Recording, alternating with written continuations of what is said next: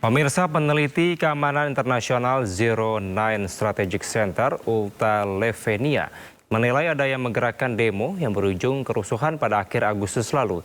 Gejolak itu diprediksi akan terus terjadi karena Presiden Prabowo Subianto adalah tipe pemimpin yang tidak mau berkompromi dengan asing.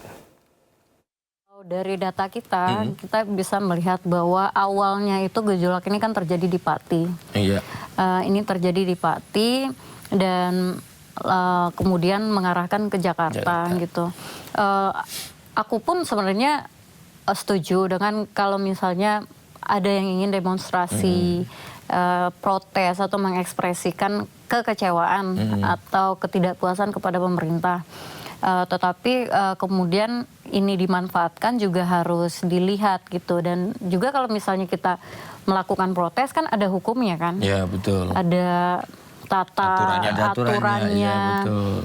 Sampai jam segini ya, sampai jam segitu gitu. Yang kita lihat dari engagement sosial media ya, sebenarnya isu ini dilempar, lalu apinya mulai kecil terus lalu membesar dan makin disiram sama bensin oleh para influencer ini yang sebenarnya mereka tuh tidak tahu, hanya menjadi pion di meja besar catur yang dimainkan oleh orang yang dia juga tidak tahu gitu loh. Jadi kenapa banyak tuh anak muda, karena kan itu terus kerjanya. Rata-rata manusia, maksudnya penduduk dunia membuka handphone, bermain sosial media itu katanya 6 jam. 6 jaman. Indonesia tuh 7 jaman. Jadi kita tuh di atas rata-rata. Ya. Jadi ya dengan seperti itu kan kita kemudian disuguhkan dengan budaya FOMO, terus ikut-ikutan nih segala macam gitu. Sehingga hilang deh esensi protes itu tadi gitu. Padahal kita protes kan pengen mengekspresikan kita kecewa kepada pemerintah. Saya pun kalau misalnya kecewa pada pemerintah, dulu saya sering nulis di koran dalam negeri, koran luar negeri gitu. Begitulah cara saya mengekspresikan. Tapi nggak semua orang bisa kayak gitu, nggak apa-apa. Jadi ya protes gitu. Tapi kan ada aturannya gitu. Nah, jika kita tidak mengikuti aturan itu, disitulah penyusup-penyusup ini kemudian mengambil kesempatan gitu. Ada nggak Uta di risetnya? Ini kan entah kebetulan ya, atau entah itu misalnya by skenario oleh pihak tertentu. Pati rame kan, terus ini masih panas di Jakarta. Itu kan nggak sekonyong-konyong sebelah demo, tetapi ada ulah-ulah oknum dari wakil rakyat yang tiba-tiba ngomong yang mungkin menyakiti ya bagi masyarakat. Tapi ketika beraksi tiba-tiba mereka juga hilang semua nih, gitu. Nah ini sebenarnya atau kebetulan atau sebetulnya ada tanda kutip atau mungkin malah benar itu proksi sebenarnya yang mendesain ini sebenarnya ada riset mengarah ke sana. Jadi di riset kita sebenarnya kita udah tahu juga proksinya. Gitu. Ada berarti di desain ini. Iya. Kita ngomong by fakta ya, walaupun saya nggak bisa paparkan, tapi kita nemukan fakta-fakta itu. Gitu. Proksinya ada di dalam apa di luar pemerintah nih? Fakta akhirnya diambil sampel. Kan ini fakta. Sampel untuk menunjukkan kemarahan itu kali ya.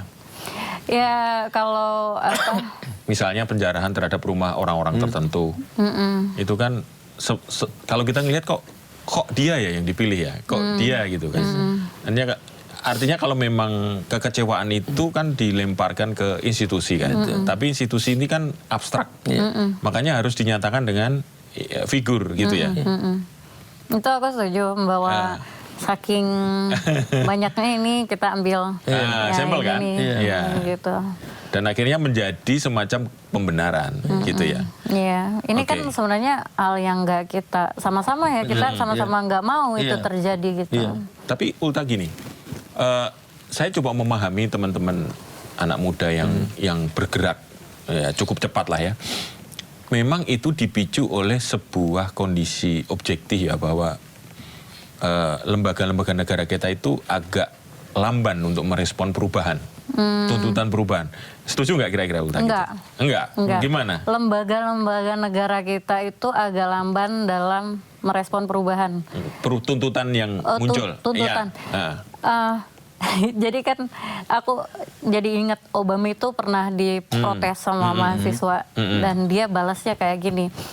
Cara bernegara yang paling gampang itu memang dengan cara begitu. Kita ke jalan protes lalu kita meneriakkan ekspresi politik kita gitu. Tapi cara yang paling susah itu adalah benar-benar melakukannya dari dalam gitu. Karena itu ada proses yang harus dilalui sehingga menjadi undang-undang, sehingga menjadi hukum, sehingga menjadi aturan, kebijakan dan segala macam. Itu kan ada proses-prosesnya. Belum lagi kalau misalnya negara kita ini punya multi party yang kayak harus bernegosiasi dengan ini itu gitu. Jadi menurutku tidak lamban juga gitu. Cuman ada proses yang memang harus dilalui gitu. Dan sejauh ini Presiden menurutku responsif banget loh. Misal nih Mas Izin, Presiden dalam 1 hari mengumpulkan semua ketua partai, ya kan? Dan mereka bisa setuju bahwa ini dipecat, ini dipecat. Iya, itu oke. Lalu Presiden bilang reformasi Polri karena ada pelindasan itu benar. Lalu akibat kerusuhan ini dan ada provokator bikin tim Satgas gitu. Lalu menurutku sampai saat ini kalau misalnya Pak Prabowo nanti melenceng dari amanah rakyat, aku pun akan bersuara. Tapi untuk saat ini menurutku Pak Prabowo udah sangat responsif. Nah, mungkin sebelum itu kejadian ya, Ulta. Kalau yang Ulta sampaikan itu saya setuju. Responnya cukup baik ya. Akhirnya memang semua sekarang tenang ya, terkendali. Satu persatu tuntutan itu direspon. Tapi sebelum kejadian Agustus itu muncul, itu kan ada kekecewaan di mana-mana. Pajak naik, ya kan. Terus kemudian Pati muncul lah ya. Terus kemudian DPR juga diem-diem saja gitu ya untuk merespon. Kan kita menganut paham gini, no viral no justice gitu ya. Nah, itu yang jelas. Maksudnya itu. Gitu. Kira-kira gimana kalau itu? Apakah harus kayak gini dulu sehingga Presiden menjawab maksudnya kayak gitu? Iya. Kan instan dan shortcut ya sebenarnya. Ada 2 sisi kalau aku. Pertama, memang benar masyarakat lagi menghadapi situasi yang tidak baik-baik saja. Tapi sekarang coba kita lihat negara-negara lain, Inggris, Prancis, Dili tadi, Nepal, semuanya. Artinya memang ada krisis global. Jangan sesuatu dulu nih, ya kan? Konspirasi banget ya. Tapi memang ada krisis global kan. Ada kondisi perekonomian global yang mungkin mempengaruhi Indonesia juga gitu. Nah, kurasa tanpa protes itu Presiden pun dan pemerintah itu akan berbuat sesuatu. Cuman yang ku perhatikan pemerintah itu saat ini propaganda itu penting. Propagandanya kurang, narasinya kurang. MBG itu sudah memberikan makan anak-anak Indonesia 5 kali seminggu, setiap hari. Ya, seminggu tapi terus-terusan gitu. Itu sudah mencapai 27 juta dan sudah membuka 8.000 dapur di 38 provinsi gitu. Nah, tapi kita nggak ngelihat tuh komunikasinya itu propaganda lah istilahnya propaganda kan dari pemerintah ya. Iya, jangan propaganda tuh kesannya kayak negatif gitu. Padahal enggak juga. Itu kan bahasa bagaimana mengkomunikasikan seni gitu. Nah, ini tuh belum banyak gitu. Dan juga bahwa kenapa sih kita tuh nggak ada yang ngomong influencer tuh kenapa nggak ada yang menyoroti bahwa Indonesia kemarin habis rilis satelit loh, ya kan? Tapi nggak ada yang ngomong, nggak ada propagandanya gitu, sehingga masyarakat kan jadi kayak bertanya, apalagi zaman sosial media kayak gini, nih pemerintah ngapain sih gitu. Jadi agak kurang di propaganda atau narasi pemerintah lah secara halus. Sementara propaganda negatif itu dari luar itu masif banget gitu. Nah, jadi memang ini frekuensinya kalah banget ya. Nah, jangan-jangan kalau kita ngurut tadi ya, ada juga yang masuk proxy kita, termasuk apa sih istilahnya ya?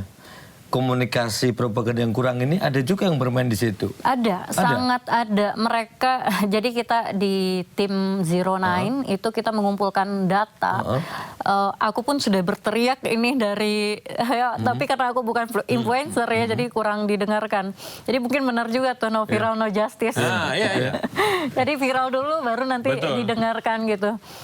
Jadi beberapa bulan yang lalu, dari bulan berapa Juli kita lihat ya, itu ada 20 ribuan akun yang akunnya tuh asli tapi palsu gitu. Jadi kesannya kayak dia aktif, tapi kita tahu ini kok posting cuma repost doang gitu, nggak ada ini.